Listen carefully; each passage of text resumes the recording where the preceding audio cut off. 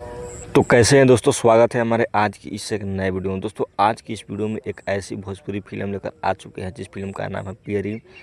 जिस फिल्म को देखकर आपको आंखों में आंसू आ जाएगा और आप सिर्फ बोलेंगे कि भाई ये क्या फिल्म बना दिया। भाई अमरपाली दुबे और लाडो मदेशिया का यह फिल्म अब एक फिल्म नहीं बल्कि समाज की एक सच्चाई है। दोस्तों सबसे पहले बात कर लेते हैं इस फिल्म की कहानी के बारे में। तो इस फिल्म की कहानी जो है वो बहुत ही ज़्यादा इमोशनल है। इसमें अमरपाली दुबे अवधेश मिश्रा की बेटी होती है और अमरपाली दुबे का जो होता है, जो दो सौतेला भाई होता है, और जब अमरपाली दुबे की जब शादी होती है तो उसकी भाभी भी जो होती है उसको शादी में खर्चा करने से बहुत ही ज़्यादा उसके पिताजी को रोकता है। और बहुत ही ज़्यादा दर्दनाक घर परिवार वाला इस फिल्म में कहानी को दिखाया गया है, जो आपको देखकर आपका रोंगटा खड़ा हो जाएगा।